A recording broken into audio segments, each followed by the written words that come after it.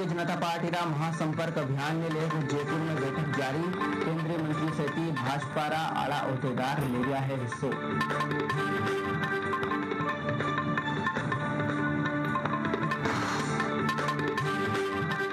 सूचना और प्रसारण राज्य मंत्री कर्नल राज्यवर्धन सिंह राठौर जयपुर में कई कार्यक्रमों में ले गया हिस्सों।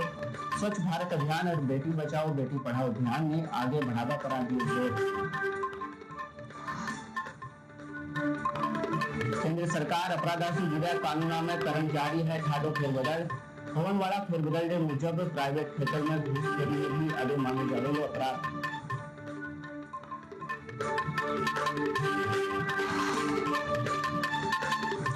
प्रदेश में मानसून की बिरखा रो दौर जारी। जयपुर, राजसमंद, नागौर, झालावाड़, अजमेर में ठाड़ी बिरखा से लोगों ने मिली उमस भरी गर्मी से राहत।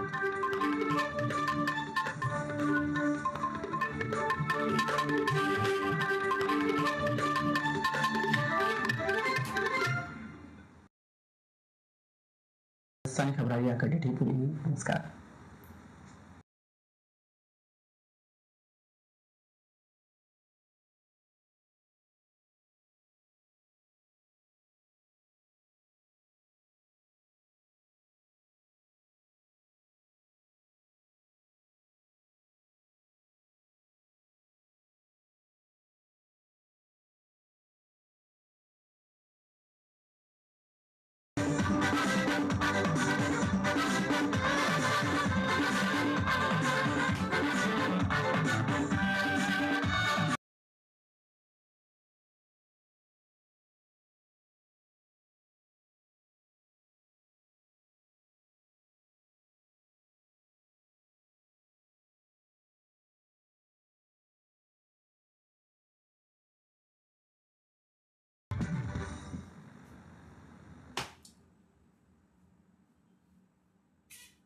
नमस्कार। दिशाएं प्रोग्राम में आप सभी का बहुत बहुत स्वागत है। किसी ने बहुत खूब कहा है, हो के मायूस ना यूं शाम सा ढलते रहिए। जिंदगी भोर है, जिंदगी भोर है, सूरज सा निकलते रहिए। एक ही पांव पर ठहरोगे तो थक जाओगे, धीरे धीरे ही सही मगर राह पर चलते रहिए। जिंदगी जिंदा दिली का नाम है, चलते रहने का नाम है। दूरदर्शन का प्रयास आपके जीवन में नई भोर लाने का दिशाओं के जरिए अनवरत जारी है। इस कड़ी में आज हम आपके सामने प्रस्तुत कर रहे हैं career in higher studies in engineering and research. और इसके लिए हमारे साथ स्टूडियो में हमारे साथ मौजूद हैं Malaviya national institute of technology Jaipur के director professor I K. Bhatt. Bhatt साहब, आपका स्टूडियो में बहुत बहुत स्वागत है। दर्शकों, आपको बता दें, भट्ट साहब को अभी हाल ही में chief advisory body of education के लिए अभी मनोनीत किया गया है। भारतवर्ष की जो नई एजुकेशन पॉलिसी बन रही है उसमें आपकी अनुभव और विचारों का बहुत बड़ा योगदान रहेगा। सर, किसी भी देश की तरक्की में हम कहते हैं टेक्नोलॉजी का सबसे बड़ा योगदान है। और अगर हम देखें तो चाइना के बाद में इंडिया एक बड़े पैमाने पर इंजीनियर्स प्रोड्यूस कर रहा है। लगभग 6 से 8 लाख इंजीनियर्स हर साल हम प्रोड्यूस करते हैं। इतनी सारी भीड़ में क्या स्किल सेट की हम रिक्वायरमेंट मानते हैं आगे एक अच्छा इंजीनियर बनने के लिए? जब हम ये इंजीनियर्स यहाँ से निकलते हैं हमारे डिफरेंट इंस्टीट्यूशन से, तो वही उसी इंजीनियर का वैल्यू है जिसके पास कोई ना कोई हुनर हो, जिसको कि कॉम्पिटेंस भी कहते हैं और स्किल सेट उसके साथ होना चाहिए। The combination of competence and the skill set ultimately makes a better engineer. इस इंजीनियर को क्या चीजें इसके अलावा होनी चाहिए? सबसे इंपॉर्टेंट है तो उसको नॉलेज डोमेन जो है, डोमेन नॉलेज में तो ही शुड बी परफेक्ट। इसके अलावा कोई भी इंजीनियर जो अपने हाथ से काम नहीं कर सकता है वो नेशनल डेवलपमेंट में पार्ट नहीं हो सकता है। तो आपको स्किल सेट जो है वो उसकी तरफ जो आपको लैब में जो मिल जाता है, प्रोजेक्ट करने से मिल जाता है, वो स्किल सेट सबसे इंपॉर्टेंट है अगर आप रियली नेशनल डेवलपमेंट की तरफ इशारा कर रहे हैं। इसके अलावा you need to be creative. इस समय बात हो रही है क्रिएटिविटी की। उन इंजीनियर्स का वैल्यू है जो इनोवेटिव होते हैं, जिनके पास आइडियाज होते हैं, जो नई चीजों को इजाद कर सकते हैं और उनको इंप्लीमेंट करने की उनमें क्षमता होती है। और आपके पास अच्छा कम्युनिकेशन स्किल होना चाहिए, बिकॉज कम्युनिकेशन स्किल इसलिए जरूरी है कि आपको अपने आइडियाज अपने ऊपर वाले लोगों को भी समझाने हैं और अपने नीचे जो है उनसे वो बनवाने भी होते हैं, आपके जो वर्कर्स होते हैं। तो ये बहुत ही जरूरी है कि आपका ये चीजें होनी चाहिए, आप में लीडरशिप क्वालिटीज होनी चाहिए। और ये कुछ चीजें हैं जो कि बहुत ही इंपॉर्टेंट है किसी भी इंजीनियर के लिए। सिर्फ एक थ्योरेटिकल एक डिग्री पास करने से ही एक इंजीनियर नहीं कहलाता है। इंजीनियर मीन्स जो कि समाज के लिए कोई नई आविष्कार करे, नई चीज दे दे जो कि समाज को फायदा पहुंचाए। तो ये स्किल सेट अगर उसके पास नहीं है तो वो काबिल इंजीनियर नहीं कहलाएगा। जी डॉक्टर साहब ने बहुत खूबसूरत बात कही।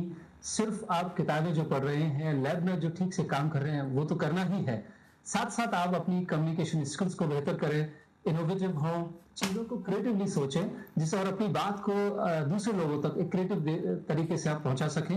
ये जरूरी स्किल्स अगर आप अपने अंदर समायोजित करेंगे तो निश्चय ही आपको आगे सफलता मिलेगी। हमारे साथ स्टूडियो में बहुत सारे साथी मौजूद हैं जो इंजीनियरिंग की पढ़ाई अभी अलग अलग स्तर पर कर रहे हैं, अलग अलग ब्रांचेज में कर रहे हैं। आप सभी का भी स्टूडियो में बहुत बहुत स्वागत है। हम चाहेंगे आप प्रोफेसर आई के भट्ट से सीधे सवाल, अपना नाम संक्षिप्त में बताते हुए क्या अध्ययन कर रहे हैं और सीधा सवाल आप पूछ सकते हैं। नमस्कार सर, मेरा नाम अजीत सिंह है। मैं Malviya national institute of technology Jaipur का मैं पीएचडी का छात्र हूँ। सर मैं जानना चाहूंगा कि आज के समय में इलेक्ट्रिकल जो इंडस्ट्री है वो क्या चाहती है एक पीएचडी रिसर्च स्कॉलर से। कोई भी चीज जो इस समय सिस्टम चलता है उसको एनर्जी चाहिए, और सबसे आसान तरीका जो है वो इलेक्ट्रिकल इंजीनियरिंग है।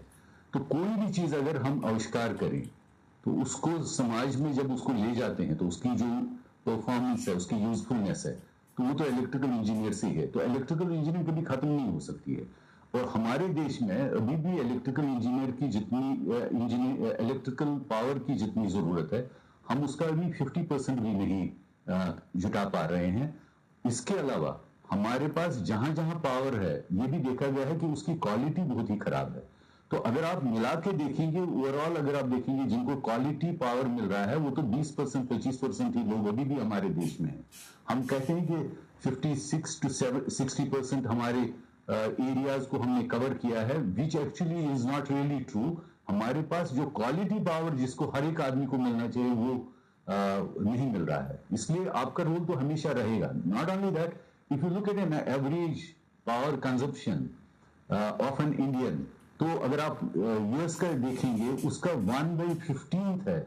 तो हमारे को तो अभी भी बहुत स्कोप है उस लेवल पर आने के लिए जहां पर बाकी एडवांस कंट्रीज जो यूटिलाइज कर रहे हैं इस पावर को। तो आपका रोल तो बहुत ही अच्छा है। इसके अलावा जो न्यू रिन्यूएबल एनर्जी सोर्सेज हैं, तो वहां पर पावर इलेक्ट्रॉनिक्स की इतनी जरूरत है, तो ये तो इलेक्ट्रिकल इंजीनियर ही ये काम करेंगे, वो नई डिवाइसेस बना देंगे so that these new resources इनको भी हम इंटीग्रेट करें अपने सिस्टम्स के साथ, तो वो तभी वो हम उसको इस्तेमाल में भी लाएंगे। तो आपका तो स्कोप तो है ही हमेशा। जी दूसरे दर्शक से हम सवाल पूछना चाहेंगे। Good afternoon, sir. My name is Narayanan and I am pursuing my PhD in electrical engineering. जी नारायण, सवाल पूछें। Yeah. I want to ask about the competence of a researcher in order to become a good teacher in future, because India requires a lot of teachers in future. अच्छा शिक्षक ही अच्छा student का निर्माण कर सकता है।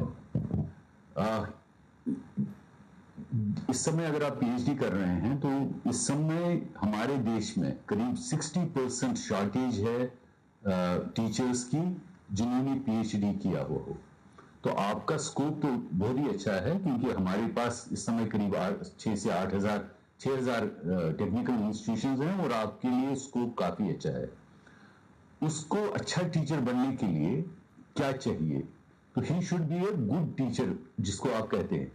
जो टीचर अपने से अच्छा स्टूडेंट दे सके समाज को, वो एक अच्छा टीचर होता है। स्वामी विवेकानंद से यही सवाल पूछा, इनसे रामाकृष्ण जी से ये सवाल पूछा गया था कि अच्छा गुरु कौन होता है? तो उन्होंने कहा जिसका शिष्य उससे अच्छा निकले वो अच्छा गुरु कहलाता है। तो अगर आप अच्छा टीचर बनना चाहते हैं और इस समाज का योगदान देना चाहते हैं, you will have to produce many Vivekanands basically. इतनी मुश्किल बात इतनी आसान शब्द में प्रोफेसर आई के भट्ट साहब ने कही। अगर आपका विद्यार्थी आपसे आगे निकल जाए तो आपका गुरु होना सार्थक है। भट्ट साहब बहुत बहुत धन्यवाद, आपने पूरी टीचर्स कौम के लिए ये बहुत आसान मंत्र दिया है। उम्मीद है आप सब इस बात से शिक्षा लेंगे और भारतवर्ष, नए भारतवर्ष का जो निर्माण हो रहा है माननीय प्रधानमंत्री नरेंद्र मोदी जी की लीडरशिप में, जो फ्यूचर इंडिया जिस तरह से शेप लेगा वो टीचर्स के माध्यम से ही बनेगा और खास तौर से टेक्नोलॉजी के जो टीचर्स हैं। बहुत बहुत धन्यवाद। अगला सवाल हम पूछना चाहेंगे। सर, मेरा नाम रणजीत सिंह कुशवाहा है। मैं बीटेक पास आउट हूँ, लेकिन मतलब बीटेक पास आउट होने के बाद अपने को क्या ऐसा करना चाहिए ताकि हम कोई अच्छी जगह सेट हो सके। मध्यम परिवार में ये बहुत समस्या आ रही है, इसका कोई अच्छा सा उपाय बताइए सर। इस देश में भी सिर्फ एक ऐसा एक सिस्टम चालू है जहां की जिसको हम प्लेसमेंट कहते हैं, और इस प्लेसमेंट में एक्चुअली वो एंटरप्रेन्योर जो स्किल्स होती हैं या वो एबिलिटी होती है वो खत्म कर दी है हमारे समाज में। हम लोग ये देखते हैं कि इन्फोसिस आए और 200 लड़कों को ले ले, विप्रो आए वो 500 लड़कों को ले ले, लेकिन उससे क्या हो रहा है, पहले जब नहीं फिर सोचना बंद हो जाता है और फिर हम एक गुलाम की तरह ही सिर्फ काम करते हैं। आपको चाहिए कि अपने जैसे और लोगों को मिलके कुछ नए आइडियाज पर क्रिएटिव तरीके से नया चीज बना दें, नया प्रोसेस शुरू कर दें और मिलके एक नए कारखाना बना दें। नारायण मूर्ति जो थे उन्होंने 10,000 रुपए से शुरू किया था और आज वो one of the richest persons in our country है। इसी तरीके से अगर आप भी मिल जाएं और एक नए इंडस्ट्री का निर्माण करें तो आई एम श्योर दैट आपको जो ये है कि मुझे नौकरी नहीं मिली या कोई और चीज है, वो फीलिंग नहीं रहेगी और आप शायद पता नहीं कितने सैकड़ों लोगों को नौकरी भी दे सकें। जी बट सर, आपने एंटरप्रेन्योरशिप की एक रेलेवेंट बात अभी छेड़ी है। ड्यूरिंग स्टडीज जो एक समाज में मिथ बना हुआ है, पेरेंटल सोच बनी हुई है, आइस ब्रेक की जरूरत है कि शिक्षा का उद्देश्य सिर्फ नौकरी पाना नहीं है, ब्रेन को ट्रेन करना है, स्किल सेट डेवलप करना है। तो स्टडीज के साथ में वो अपने आप में किस तरह से टटोले अपने आप को कि वो आगे एंटरप्रेन्योर बन सके। इनफैक्ट अगर आप ये latest science technology and innovation policy of India देखेंगे, उसमें ये इनबिल्ट है कि स्टूडेंट्स को व्हाइल दे आर स्टडीइंग उनको एक्सपोजर मिलना चाहिए ताकि वो इनोवेशंस की तरफ भी काम करें, इनोवेट करें कोई चीजों को। कोई भी आइडिया उनको आता है तो उनको वो मौका दे देना चाहिए हमको, ताकि वो एक अपनी लेबोरेटरी में वो टेस्ट कर सके। इसके लिए गवर्नमेंट ने हर एक इंस्टीट्यूशन में एक डायरेक्शन भेजी है कि वहां पर इंक्यूबेशन सेंटर्स खोले जाएं जो कि 24 घंटे खुला रहे, जो कि लड़का कभी भी जा सकता है और अगर उसके पास कोई नया आइडिया है वहां पर वो उसको टेस्ट कर सके, डेवलप कर सके और देखे कि उसकी परफॉर्मेंस कैसी है। तो मुझे लगता है कि इस तरीके का कल्चर आ जाना चाहिए। इस तरीके से हमारे समाज में और भी एंटरप्रेन्योर्स पैदा हो जाएंगे और जो सिर्फ नौकरी की तरफ नहीं देखेंगे। अगर आप यूएस में देखेंगे वहां पर उन लोगों को जो इंस्टीट्यूशंस में होते हैं उनके लिए कौन उनको सपोर्ट करता है, कौन वेंचर कैपिटलिस्ट आता है, उनको अपना प्रोडक्ट दिखाना होता है और उस प्रोडक्ट की क्वालिटी दिखानी होती है। Based on that they are absorbed in industries. तो हमको भी कुछ इस तरीके का करना चाहिए। अब हमारे इंक्यूबेशन सेंटर्स इतने सक्षम होने चाहिए जहां पर कि हर एक लड़का ये कर सके। हमने अपने इंस्टीट्यूशन में भी इंक्यूबेशन सेंटर भी शुरू करने वाले हैं। एक इसकी नींव पड़ गई है, वो कुछ मेरे ख्याल में 5-6 महीने में वो डेवलप होगा और वो सिर्फ अपने स्टूडेंट के लिए नहीं है। हमने उसको ये रखा है कि पूरे इस राजस्थान में कोई भी लड़का अगर उसके पास कोई नया आइडिया है वो वहां आके उसको इंप्लीमेंट कर सकता है, टेस्ट कर सकता है और वहां पर हम वेंचर कैपिटलिस्ट्स को भी लाएंगे जो उनको फाइनेंस भी बाद में कर सकता है और इंडस्ट्री से मिला देंगे, बैंक से बात करवा देंगे जहां से कि वो अल्टीमेटली एक एंटरप्रेन्योर बन सके। फंडिंग की आपने अभी बात कही, क्योंकि किसी भी बिजनेस के लिए, किसी एंटरप्राइज के लिए बहुत जरूरी होता है। हम एजुकेशन सेक्टर की हम बात करें, क्वालिटी और फंडिंग हायर एजुकेशन में इसका कोई अगर लिंकेज है तो उसके बारे में प्रकाश डालें। आज की डेट में तो इसका भी नहीं है, there is no direct link, but मुझे लगता है कि जो रेगुलेटरी अथॉरिटीज लाइक AICTE और UGC है उन्होंने कुछ स्कीम्स शुरू करने की पहल ली है और इसमें यह है कि जैसे एक्रेडिटेशन है, we must have a robust accreditation system. और अगर कोई इंस्टीट्यूशन अपने प्रोग्राम्स को एक्रेडिट करता है, जिसका मतलब है कि वो क्वालिटी प्रोग्राम है, वहां के अच्छा एजुकेशनल प्रोग्राम है, तो ऐसे प्रोग्राम को सस्टेन करना और उसको और आगे बढ़ाने के लिए एक फंड आना चाहिए इन रेगुलेटरी बॉडी से या गवर्नमेंट से या और कई सोर्सेज से, बिकॉज क्वालिटी जो है उसको सस्टेन करना बहुत इंपॉर्टेंट होता है। तो मुझे लगता है कि इस एक्रेडिटेशन के साथ इसको कनेक्ट कर देना चाहिए। इसके अलावा today we need to develop system जो कि क्वांटिटेटिव डाटा सिस्टम हो, जहां पर हमारे पास इंफॉर्मेशन हो और जिसको कि हम एनालाइज कर सके ताकि हम एक राइट टाइप ऑफ डिसीजन ले सके। अगर हमने इस तरीके के सिस्टम्स रखे हों तो इन इंस्टीट्यूशंस को हमको सपोर्ट करना चाहिए। What I am trying to say is e governance की बात हो रही है, ERPs की बात हो रही है। अगर हम ये करते हैं तो एक तो ट्रांसपेरेंसी बढ़ जाती है, एक अकाउंटेबिलिटी बढ़ जाती है और इससे हमने देखा है कि प्रोडक्टिविटी सिस्टम की बढ़ जाती है। और ऐसी सिस्टम जो समाज में बने हुए हैं, मेरा मानना है कि इनको हमें और ज्यादा सपोर्ट कर देना चाहिए और इससे मुझे लगता है कि क्वालिटी भी इंप्रूव हो जाएगी।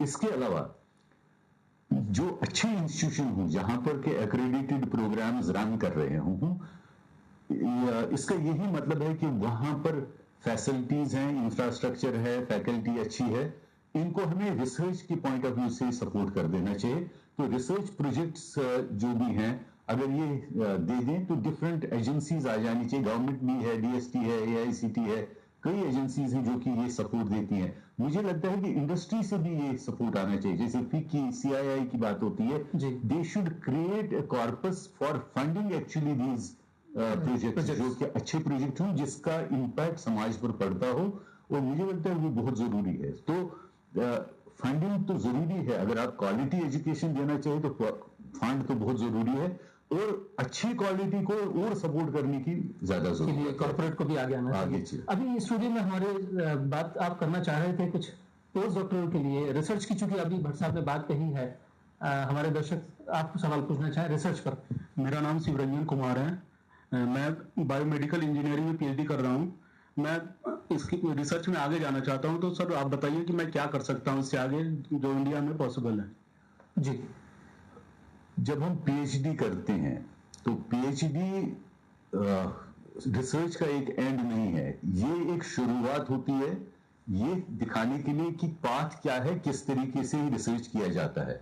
एक्चुअल रिसर्च तो इसके बाद ही शुरू हो जाता है। तो अगर अभी तो आपको अपने सुपरवाइजर ने प्रॉब्लम दे दी होगी, उसके साथ मिलकर आप काम किए होंगे, तो आप अब ट्रेन हो गए हैं रिसर्च करने के लिए। इसके बाद ही एक्चुअली आपका टेस्ट शुरू हो जाता है। जब आप PhD कंप्लीट करेंगे तो आपके दिमाग में नए नए ख्यालात आने चाहिए, नई चीजें आनी चाहिए, और उन प्रॉब्लम्स को आप अपने स्टूडेंट्स के साथ जब काम करेंगे तो तब एक्चुअली आपका कंट्रीब्यूशन है। तो वो बहुत इंपॉर्टेंट है। एंड हिंदुस्तान में तो कई सारे इंस्टीट्यूशंस हैं, NITs हैं, IITs हैं, IIC बैंगलोर हैं, और भी कई जगह हैं, CSIR लेबोरेटरीज हैं जहां पर कि आप काम कर सकते हैं। वो नए नए एरियाज में वहां पर काम करते हैं। इसके अलावा लोग बाहर भी जा सकते हैं, नए जो यूनिवर्सिटीज बाहर हैं वहां पर भी आप जा सकते हैं, वहां पर काम कर सकते हैं और वापस आके यहाँ पर कंट्रीब्यूट कर सकते हैं अपने देश के डेवलपमेंट के लिए। आपको सवाल कुमार शर्मा है सर। मेरा नाम विपिन कुमार शर्मा है सर। मैं राजधानी इंजीनियरिंग कॉलेज से सर। आपका सवाल पूछें सर। डिफेंस के क्षेत्र में सर मैं क्या कर सकता हूँ सर, रक्षा क्षेत्र में? रिसर्च और डिफेंस। डिफेंस में रिसर्च तो कर सकते हैं, डिफेंस में डायरेक्टली वो किसी को एंटरटेन नहीं करते हैं। आपको किसी न किसी बड़ी ऑर्गेनाइजेशन का पार्ट बनना पड़ेगा और वहां पर फिर उनको प्रोजेक्ट लिखने पड़ेंगे, और अगर वो उनके जो उनका मिशन है, उनका अपना मिशन है, उससे वो मैच कर रहा हो, उस अलाइन है उसके साथ, तो वो आपको और भी प्रोजेक्ट दे देंगे, वो आपको सपोर्ट भी करेंगे और आप आगे बढ़ सकते हैं। ऐसे मैं कुछ कर रहा हूं और वो मेरे को कह देंगे कि मैं ये ले रहा हूं, नॉर्मली ऐसा नहीं होता है। डिफेंस थोड़ा सा गार्डेड सा सिस्टम है और वहां पर एक फोकस है, एक मिशन मोड में वो काम करते हैं। जैसे अभी हमने अभी रॉकेट भेजे, सैटेलाइट भेजे आउटर स्पेस में, तो उसका एक पर्टिकुलर फोकस Project है, होता focus है, है। बिल्कुल। तो आप अगर किसी बड़े ग्रुप के साथ काम कर रहे हैं, एक बड़े टीम के साथ काम कर रहे हैं, तो वो आपको सपोर्ट करेंगे। जी, आप सवाल पूछना चाहते हैं? सर मेरा नाम कप्तान सिंह बेनीवाल है, मैं मैकेनिकल इंजीनियर। आपको सवाल पूछें। सर मैं ये पूछना चाहता हूँ सर, पीएचडी के बाद ऐसा कोई कोर्स है जो स्टूडेंट्स कर सकते हैं आईआईएस? पीएचडी के बाद लोग रिसर्च कर सकते हैं, वो कंटिन्यू कर सकते हैं रिसर्च करना। कुछ लोग दूसरी यूनिवर्सिटीज में जाके, जो उसको डीएससी भी कहते हैं, डॉक्टरेट ऑफ साइंसेज कहते हैं, वो भी करते हैं। एंड मुझे लगता है PhD itself is enough actually. अगर आप कंट्रीब्यूट करना चाहते हैं समाज को, मेरे ख्याल में वो काफी है। लेकिन आप जिंदगी भर रिसर्च करते रह सकते हैं। यहाँ पर आपने देखा होगा, जहां पर भी आप पढ़ रहे हैं, तो आपके टीचर जो है 20 साल 25 साल 30 साल पहले पीएचडी किए हैं, आज भी वो आपके साथ लगे हुए हैं वो रिसर्च करने में। तो आप भी उस तरीके से किसी अच्छे इंस्टीट्यूशन में जाके अपने को वहां जाके एक फैकल्टी बन सकते हैं, और भी कई लड़कों को मदद कर सकते हैं रिसर्च करने में। जी, आज लगभग 8 लाख इंजीनियर्स जो भारतवर्ष में बन रहे हैं, और बीटेक के जस्ट बाद में बच्चा उस स्टूडेंट एक दोराहे पर खड़ा होता है कि उसे एक लिक्रेटिव जॉब जो ऑफर हुई है उसे ज्वाइन करे या अपनी आगे की पढ़ाई जारी रखे। इसमें जरूरी नहीं है कि हर एक की आर्थिक स्थिति इतनी संबल हो कि वो आगे की पढ़ाई को सेल्फ सपोर्ट पे चला सके। तो क्या भारतवर्ष में ऐसी व्यवस्था है कि व्यक्ति अगर ये त्याग करता है कि नहीं, मुझे मास्टर्स में आगे जाना है, तो नौकरी का प्रलोभन छोड़ दूं और आगे मास्टर्स की पढ़ाई करूंगा? भारत में इनफैक्ट काफी ऐसी जो टैलेंट है उसको सपोर्ट करने के लिए, हायर एजुकेशन सपोर्ट करने के लिए कई स्कीम्स हैं। एक स्कीम है कि अगर आप गेट दे देते हैं, अपना इंजीनियरिंग करने के बाद गेट दे देते हैं, और फिर गेट पास करने के बाद उसके स्कोर के बेसिस पर आप एडमिशन लेते हैं किसी भी इंजीनियरिंग कॉलेज में, तो आपको आर्थिक सहायता भी मिल जाती है, विच इज सफिशिएंट एक्चुअली आज के दिन के हिसाब से। और जो बढ़ती रहती है over a period of time के साथ साथ वो उसको रिकंसिडर करते रहते हैं कितना सफिशिएंट अमाउंट होगा। तो एमटेक के लिए भी है और पीएचडी करने के लिए भी है। आजकल करीब पीएचडी करने के लिए करीब 25,000 की राशि दी जाती है, जो किसी भी स्टूडेंट को वो जो खर्चे हैं उसको मीट करने के लिए काफी है, और उसको अपनी फैमिली पर डिपेंडेंट नहीं रहना पड़ेगा। तो व्यवस्थाएं हैं। इसके अलावा अगर आप किसी साइंटिफिक ऑर्गेनाइजेशन के साथ जुड़े हुए हैं तो वो आपको स्पॉन्सर करते हैं, तो आपको तनख्वाह भी मिलती है और आपको कुछ स्कॉलरशिप भी मिलता है। इसी तरह से कई ऐसी ऑर्गेनाइजेशंस हैं जो कि प्रमोट कर रही हैं हायर एजुकेशन को। अगर हम भारत में देखेंगे 4% लोग ही ऐसे हैं जो बीटेक के बाद बैचलर्स के बाद मास्टर्स डिग्री करते हैं, जबकि यूएस में अगर आप देखेंगे तो ये करीब 50% है, और अगर आप जापान जाएंगे ये 70% है। तो हमारे देश में अभी भी लोग हायर एजुकेशन में नहीं जाते हैं, और इसकी मुझे लगता है कि ये भी एक कारण है जो हम इंपोर्ट टेक्नोलॉजीज करते हैं और अपने यहाँ वो डेवलप नहीं होती हैं। हमको अपने हायर प्रोग्राम्स को, मास्टर प्रोग्राम और पीएचडी प्रोग्राम्स को और ज्यादा प्रमोट कर देना चाहिए, ताकि नए नए आइडियाज जनरेट हो सकें, और जो हमारी डिपेंडेंसी है बाहर के देशों पर, क्योंकि इस समय 4% लोग काम कर रहे हैं, तो इंपोर्ट करने की प्रथा जो है वो कम होती जाएगी, और हमको लगता है ये बहुत जरूरी है और गवर्नमेंट को इस पर ध्यान देना चाहिए। आज के दिन में मैं एक यहाँ पर एक छोटा सा विराम लूंगा। हमारे एक दर्शक फोन के जरिए हमसे बात करना चाहते हैं। हेलो। हाँ जी सर, कमलेश बोल रहा हूँ मैं। कमलेश जी, आपका सवाल पूछे। हाँ सर, मेरा क्वेश्चन ये है कि सर इंजीनियरिंग फील्ड में थोड़ी सी गर्ल्स के लिए हार्ड माना जाता है इंजीनियरिंग फील्ड, तो मैं कहना चाहता हूँ कि क्या गर्ल्स के लिए हायर टेक्निकल एजुकेशन में कुछ स्कोप है क्या जो गर्ल्स कोशिश नहीं कर सकती है? नहीं, वो चीज आज से करीब 25-30 साल पहले मानी जाती थी कि लड़कियों के लिए ये मुश्किल है। मुझे लगता है लड़कियां आजकल ज्यादा बेहतर कर रही हैं इंजीनियरिंग में बनिस्बत किसी और एरिया में। हमारे इंस्टीट्यूशन में से फॉर इंस्टेंस यहाँ पर हमारे एमएनआईटी में we have about 20% girls, and मुझे नहीं लगता है कि उनको कोई तकलीफ है कोई किसी भी तरीके की, और वो मुझे लगता है ज्यादा डेडिकेटेड होती है, सिंसियर होती है लड़कों से भी जी। और मुझे लगता है और ज्यादा लड़कियां आनी चाहिए इस प्रोफेशन में। बहुत सारी चीजें आईसीटी के आने से वो बड़ी सिंपल सी हो गई हैं, और मुझे लगता है प्रोफेशनल वर्ल्ड में गर्ल्स के लिए एक्सेप्टेंस है तो ये हमने बहुत जबरदस्त है। आप देख लीजिएगा कि कई बड़ी बड़ी कंपनियां जो है वो अब उनसे ही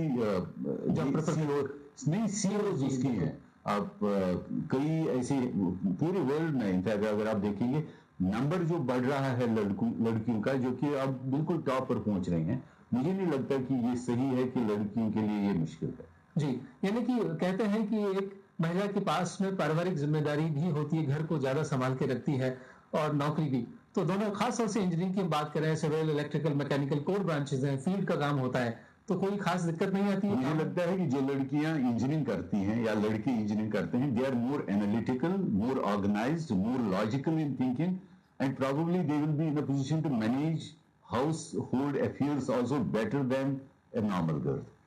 जी जी, तो पेरेंट्स से हम भट्ट साहब के जरिए बात कहना चाहेंगे कि मन की शंकाओं को निकालने, कपड़े निचोड़ने या आटा गूंदने में कहीं ज्यादा ताकत लगती है, मशीन चलाने में या कार चलाने में और कम ताकत लगती है। जी, हम ग्रामीण भारत की भी बात करेंगे। एक बड़ा वर्ग जो है ग्रामीण भारत से है, और गांव में किस तरह से टेक्निकल एजुकेशन के विद्यार्थी अपने गांव वापस जाएं, क्योंकि शहर बढ़ते चले जाएंगे, कंक्रीट जंगल हो जाएगा, पेड़ भी खत्म होंगे, फसलें खत्म होंगी, तो इस रुझान को कैसे गांव में वापस से पिरोया जाए कि पढ़ाई करने के बाद गांव में ही अपनी कुछ शुरुआत कर सके, स्पेशली टेक्नोलॉजी का विद्यार्थी। पहला चीज जो ये है कि कोई भी लड़का या लड़की जो गांव से है या शहर से है, अगर वो इंजीनियरिंग कर रही है तो वो बेस्ट इंजीनियरिंग हो, बेस्ट प्रॉब्लम सॉल्विंग कैपेबिलिटी होनी चाहिए, बेस्ट एनालिटिकल स्किल्स उसमें होनी चाहिए, उसकी अच्छी लीडरशिप क्वालिटीज होनी चाहिए, उसकी क्रिएटिविटी होनी चाहिए। तो ये कहीं फर्क नहीं है कि गांव का है या शहर में है। अगर आपको compete करना है, ग्लोबली compete करना है, तो आपको एक अच्छा प्रोडक्ट भी बनाना होगा। वो प्रोडक्ट आप तभी बना सकेंगे जब आप पूरी तरह से कंप्लीटली अच्छे कॉम्पिटेंट इंजीनियर हैं। तो इसलिए वो जरूरी है कि वो इस चीज को छोड़ दे कि मैं गांव से हूं या शहर से हूं। मैं भी गांव से हूं और मैंने अपनी बेसिक एजुकेशन गांव में नीचे बैठ के, टाट पर बैठ के, पेड़ के नीचे पढ़ाई की है। तो लेकिन कभी भी ये महसूस नहीं किया कि मेरी एजुकेशन इंफीरियर है किसी दूसरे से, और मेहनत करते गए और आज हम यहाँ पर हैं। तो इसी तरीके से कोई भी बच्चा जो किसी भी जगह कर रहा हो, इंजीनियरिंग कर रहा हो, वो गवर्नमेंट इंस्टीट्यूशन में पढ़ रहा हो, प्राइवेट इंस्टीट्यूशन में पढ़ रहा हो, रूरल इंस्टीट्यूशन में पढ़ रहा हो, उससे कोई फर्क नहीं पड़ता। He has to ultimately become a competent engineer, which is very important. अब ये जो दूसरा पार्ट आपके सवाल का था कि एक कंक्रीट जंगल में कितने लोगों को हम एब्जॉर्व कर सकेंगे, तो इसका समाधान तो एंटरप्रेन्योरशिप है। तो वो नई नई चीजें जो खोज के अपने गांव में भी अपने एक इंडस्ट्री बना सकता है, अपने गांव के बाकी लोगों को भी रोजगार दे सकता है, और वो मार्केट में अपना वो प्रोडक्ट दे सकता है।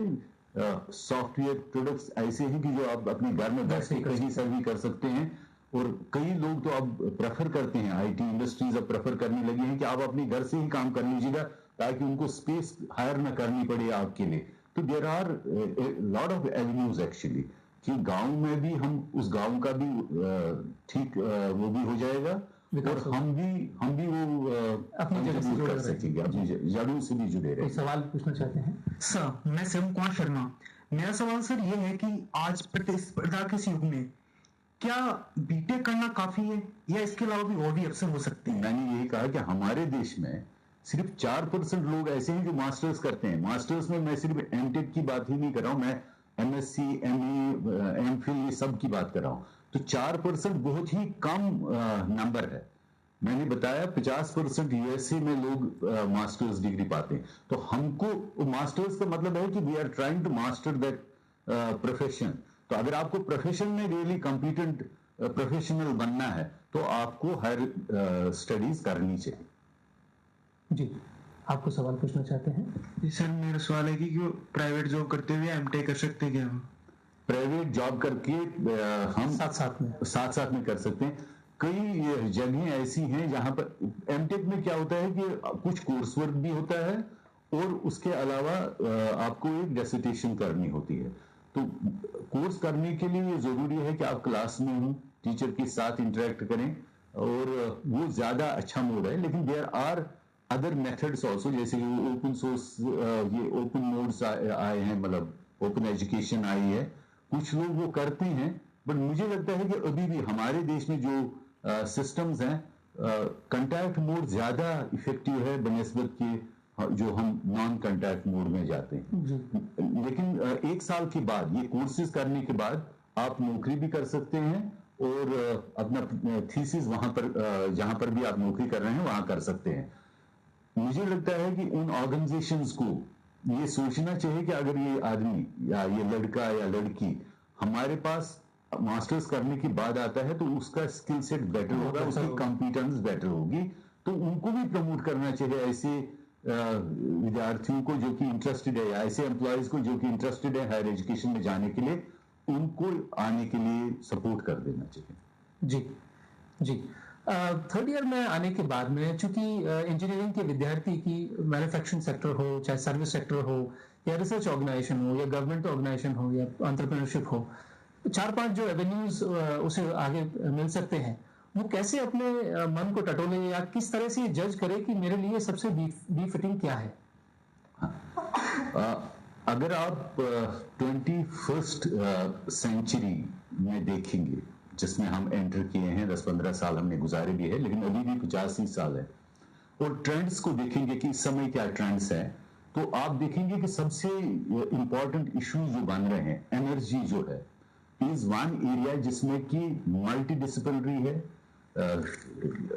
इलेक्ट्रिकल वाले भी काम कर रहे हैं, सिविल वाले भी काम कर रहे हैं, मैकेनिकल वाले भी काम कर रहे हैं, और there are lot of people जो फ्यूल सेल्स में केमिकल इंजीनियर्स काम कर रहे हैं, हर एक आदमी न्यूक्लियर इंजीनियर्स काम कर रहे हैं, तो हर एक आदमी इस एरिया में काम कर रहा है। सो ये भी एक एवेन्यू है जहां पर भी हम काम कर सकते हैं। इंस्ट्रूमेंटेशन एक बहुत बड़ा एरिया है, हर जगह आपको इंस्ट्रूमेंटेशन चाहिए। फूड एंड वाटर रिसोर्सेज जो हमारे पास है, ये भी लिमिटेड है और आबादी बढ़ती ही जा रही है। हम कैसे मीट आउट करें इन इश्यूज को, ये बड़े इशू इंपॉर्टेंट है।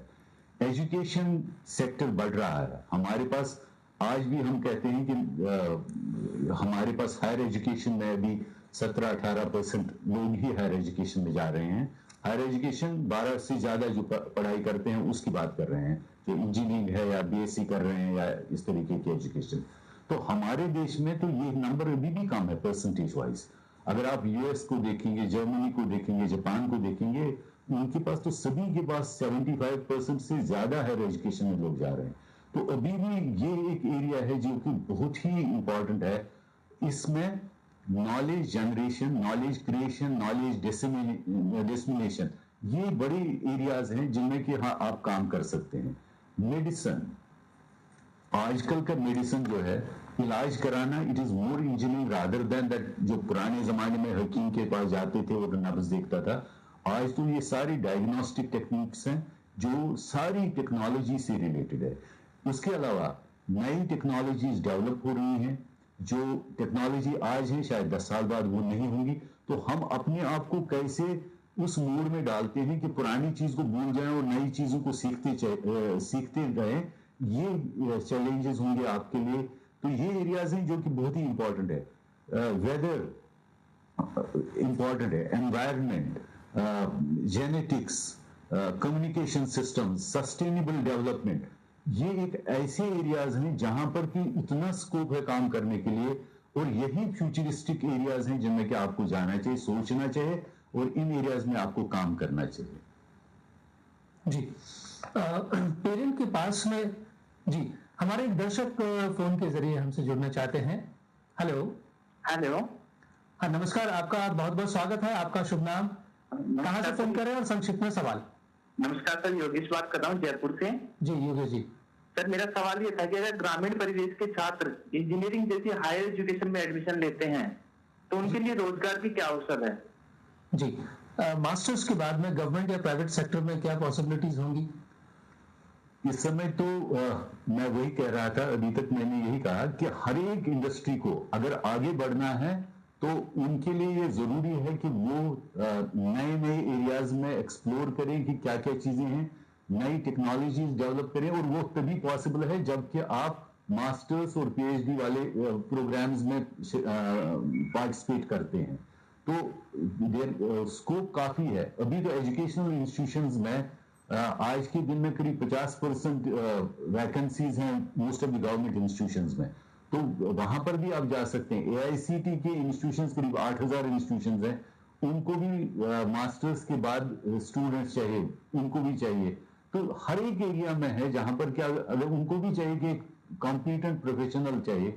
और अगर आप सोचते हैं कि आप फिट बैठते हैं और आपके पास वो right type of skill set है तो आप वो कर सकते हैं। इसके अलावा मास्टर्स करने के बाद आप अपना एक एंटरप्रेन्योर भी बन सकते हैं, अपना एक एंटरप्रेन्योर बन सकते हैं और आप एक इंडस्ट्री खोल सकते हैं और दूसरों को भी मदद कर सकते हैं।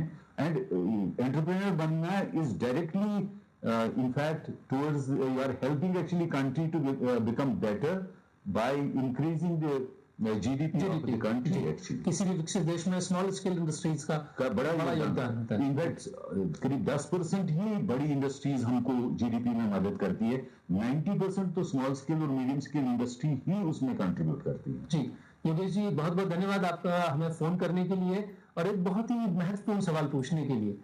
किसी भी पेरेंट के पास में एक ये जो ज्यादातर पैरामीटर है अपने बच्चे के लिए करियर चूज करने का कि पड़ोसी ने क्या किया और उस पढ़ाई को करने के बाद उसे अच्छी नौकरी मिल गई, या फला रिलेटिव ने ये पढ़ाई की और उसके बाद एक अच्छी नौकरी मिल गई और जीवन बेहतर है, बजाय ये समझने की कि मेरे बच्चे के पास क्या स्किल सेट है, क्या ड्रीम्स हैं, क्या मार्केट की रिक्वायरमेंट्स हैं, उसको मिलाने के।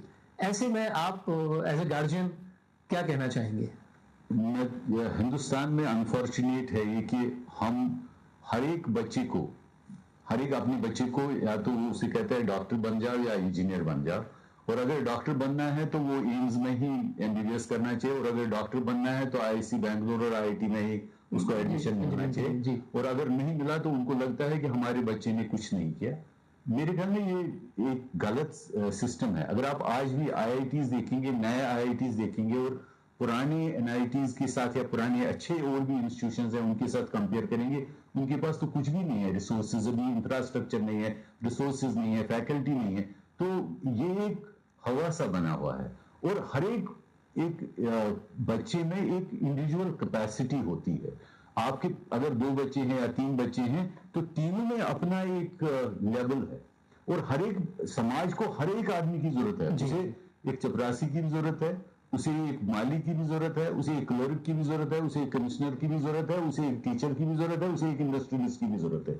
सारे लोग इंडस्ट्रियलिस्ट अगर बन जाएं तो बाकी काम कौन करेगा? तो सारे काम इक्वली इंपॉर्टेंट है और कोई भी काम खराब नहीं है। जो भी कैपेबिलिटी उस बच्चे की है उसको वो करने देना चाहिए। हमारे पास कुछ बच्चे निकले हैं जो कि बीटेक करके बहुत अच्छे डिग्री भी लिए हैं, बहुत अच्छा उनका स्कोर भी रहा है, उसके बाद कोई फिल्म मेकिंग में लग गया है, कोई कुछ और कर रहा है, कोई इंडस्ट्री खोला है। तो हर एक का कोई IAS करता है तो उसे इंजीनियरिंग से कोई वास्ता नहीं रहता है। क्वेश्चन इज जो भी उस बच्चे में काबिलियत हो और जो उसका जिसमें उसका ज्यादा जो जिसमें वो कंट्रीब्यूट करे, रुचि जिसमें हो, हमें उसको उसी चीज को देना चाहिए। ये प्रेशर डालना बच्चे में ये बहुत ही खराब है। आपने देखा होगा कि जब आप कोटा की बात करते हैं या कई कोचिंग सेंटर्स की बात करते हैं, वहां आप देख लीजिएगा कितने बच्चे सुसाइड करते हैं, डिप्रेशन, बिकॉज वो डिप्रेशन इतना होता है, माँ बाप का प्रेशर रहता है, सोसाइटी का प्रेशर रहता है, पीयर्स का प्रेशर रहता है। मुझे लगता है कि ये सिस्टम खत्म हो जाना चाहिए और जल्दी जितना ये खत्म हो जाए उतना अच्छा है।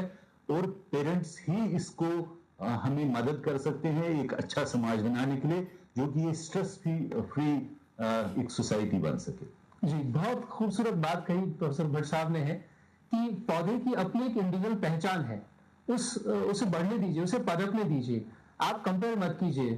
आप चाहे जितने आप फूलों को देख सकते हैं, हर फूल की अपनी खुशबू, अपनी पहचान है, उसका अपना एक वजूद है। ठीक वैसे ही हर व्यक्ति की अपनी एक इंडिविजुअलिज्म है, इंडिविजुअल प्रॉपर्टीज है, उसे आप पनपने दीजिए, सपोर्ट कीजिए, कंपैरिजन मत कीजिए। कंपैरिजन से वो फूल या बच्चा कुम्भा जाएगा।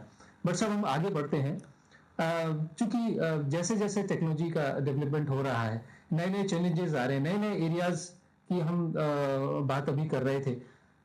किस तरह से एक गुड इंजीनियर जिसको हम कहते हैं वो कोप अप कर पाएगा, एक इंजीनियर किस तरह से कोप अप कर पाएगा इन नए चैलेंजेस को या नए एरियाज को? हर एक आदमी में या औरत में अगर उसे आगे बढ़ना है तो उसे नई नई चीजें सीखने का वो एक शौक होना चाहिए। अगर वो नहीं है तो फिर आप एक लेवल तक पहुंच के उससे आगे नहीं बढ़ सकते जी। आपको बढ़ने के लिए ये जरूरी है कि लाइफ लॉन्ग लर्निंग जिसको कहते हैं वो होनी चाहिए। तो जैसे हम अपनी बात करें, जब हम पढ़ाई किए थे, बीटेक किए थे, उस समय रोबोटिक्स का कोई मतलब नहीं था, कंप्यूटर तो देखा नहीं था, पूरे कॉलेज में एक कंप्यूटर नहीं था। लेकिन आजकल हम उसको यूज कर रहे हैं, इन सब्जेक्ट्स के बारे में बात कर रहे हैं, और ऐसी ऐसी मशीनें हैं जो कि बिल्कुल कंप्यूटर से कंट्रोल होती हैं, उनको हम देखते हैं। तो हमको ये देखना है कि क्या हम इस टेक्नोलॉजिकल डेवलपमेंट के साथ जो हो रही हैं, इनके साथ साथ आगे बढ़ रहे हैं कि नहीं, इनको सीख रहे हैं और इनका एप्लीकेशन जो है समाज के लिए उनका यूज कर रहे हैं कि नहीं, तभी हम यूजफुल हैं। तो आपको कोई भी जो हो, कोई भी इंजीनियर है या कोई भी व्यक्ति है जिसने जो भी है पढ़ाई की है, उसको सीखने की इच्छा होनी चाहिए, तभी वो आगे कुछ कंट्रीब्यूट भी करेगा और समाज के लिए वो अच्छा रहेगा। जी दोस्तों, हमारे सामने एक जीवंत उदाहरण मौजूद है। छोटे से शहर गांव से शुरुआत करके नन्हे कदमों से एक बड़ा एस्टैब्लिशमेंट किया है प्रोफेसर भट्ट साहब ने। भारतवर्ष की शिक्षा नीति में एक बड़ा योगदान आप देने जा रहे हैं। हम चाहेंगे कि ऐसे अनेक प्रोफेसर आई के भट्ट इस समाज को मिलें, और वो संभव हो सकेगा जब नए लोग उस राह पर चल पाएंगे। जो नए इंजीनियर्स बीटेक कर रहे हैं, अभी खास तौर से अंडर ग्रेजुएट लेवल पर हैं, उनके लिए आपकी तरफ से क्या मैसेज है? इंजीनियर्स के लिए यही है कि वो मेहनत करते रहें, क्रिएटिव रहें, नई चीजें इजाद करते रहें, जो भी उनके पास आइडियाज हैं वो इम्प्लीमेंट करने की कोशिश करें।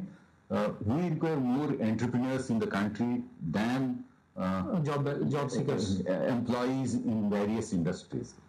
तो वो बहुत जरूरी है, और वो आप ही कर सकते हैं जब आप इंजीनियर बन जाते हैं। इसके अलावा there are many things which need to be. आपने कहा कि आप सेंट्रल एडवाइजरी बोर्ड में आए हैं, तो आप क्या देख रहे हैं इस पीरियड में? पीछे जो हमारी नेशनल पॉलिसी ऑन एजुकेशन थी वो 1986 की थी, और अब करीब 30 साल हो गए हैं, हमने इसको चेंज नहीं किया है। वो आज भी रेलिवेंट है, हमने अभी उसको देखा है, वो आज भी रेलिवेंट है। लेकिन कुछ चीजें टेक्नोलॉजी के साथ बदलती गई हैं, कुछ चीजें ऐसी आ गई हैं जो कि उस समय नहीं थी रेलिवेंट, आज रेलिवेंट बन गई है। उस समय डिस्टेंस एजुकेशन इतना इंपॉर्टेंट नहीं था, which has become very important today. PhD was not considered to be very important in our country. तो लेकिन अब वो इतना इंपॉर्टेंट हो गया। अगर हमें ग्लोबल लीडर बनना है, और जो प्राइम मिनिस्टर बात कर रहे हैं मेक इन इंडिया के लिए, तो you require many other things simultaneously, digital India, बाकी चीजें, एजुकेशन, सारी चीजें वो एक साथ तभी चल सकेंगी। अगर हमें लीडरशिप दुनिया में हासिल करनी है, we'll have to have our education system very strong, and उसके लिए there are many things which need to be done। ये collectively वो हम बैठेंगे और उसमें देखेंगे कि क्या क्या किया जा सकता है। मोटी चीजें हैं कि एक तो क्वालिटी ऑफ फैकल्टी इंप्रूव होनी चाहिए, research should become a culture in our educational system, और जो ये सब्सिडाइज्ड एजुकेशन सिस्टम है ये भी खत्म हो जाना चाहिए। क्योंकि आप देख लीजिएगा 5 रुपए में दिल्ली कॉलेज में आप फीस देके पढ़ाई कर रहे हैं, which is not, you can not maintain even anything actually. तो कम से कम इतना हो कि एक लेबोरेटरी उससे मेंटेन हो सके। जी। तो आप देख लीजिएगा बाकी जो इंस्टीट्यूशंस हैं, प्राइवेट इंस्टीट्यूशंस जो आए हैं, जो सेल्फ फाइनेंसिंग इंस्टीट्यूशंस आए हैं, तो वो अदरवाइज बेहतर कर रहे हैं उन इंस्टीट्यूशन से जो इंस्टीट्यूशन आज से 100 साल पहले एस्टैब्लिश किए गए हैं। और वजह वही है कि they do not have enough finances, and we need to come out of that regime also, which is important. We need to produce more masters, more PhDs, और इंडस्ट्री को भी यही है कि इंडस्ट्री में जो जाए वो भी कॉम्पिटेंट प्रोफेशनल्स हो, जिनके पास कॉम्पिटेंस हो इन टर्म्स ऑफ नॉलेज, और इसके अलावा उनके पास स्किल सेट हो, और इससे भी ज्यादा इंपॉर्टेंट ये है उनके पास एक इंटेग्रिटी होनी चाहिए, एक वैल्यू एजुकेशन होनी चाहिए, एक कैरेक्टर होना चाहिए, जिससे कि वो समाज में उसको एक रेस्पेक्ट से देखा जा सके। जी दोस्तों, नए भारत के लिए नए इंजीनियर्स की जरूरत है, और इंजीनियरिंग का अर्थ न केवल सिर्फ डिग्री हासिल करना है, बल्कि इनोवेटिव वे में कुछ नया कर गुजरने की ख्वाहिश रखना है। लग्जरियस और कंफर्टेबल लाइफ के सपने देखने की बजाय कुछ नया करना, सोसाइटी को कुछ देना, ये अगर हम सोचना शुरू कर देंगे तो ये सब चीजें बाई प्रोडक्ट हैं। पैसा भी आएगा आपके पास में, नाम शोहरत भी आएगी आपके पास में, पावर भी आएगी, लेकिन उससे भी ज्यादा जरूरी है जो आपकी सोच, पेरेंटल लेवल पर भी और स्टूडेंट लेवल पर भी, कि एजुकेशन को किसी आउटकम के साथ जोड़ें, आउटपुट तक ना सीमित रखें। उम्मीद है आप सबको आज की चर्चा बेहद पसंद आई होगी। हम प्रोफेसर आई.के. भट्ट साहब का बहुत बहुत शुक्रगुजार हैं और हमारे तमाम साथियों का और जिन लोगों ने हमें फोन किया आप सभी का बहुत बहुत धन्यवाद। इन शुभकामनाओं के साथ कि प्रोफेसर आई.के. भट्ट साहब देश की नई शिक्षा नीति में एक नया और महत्वपूर्ण योगदान दे सकें। आप सभी का धन्यवाद। नमस्कार।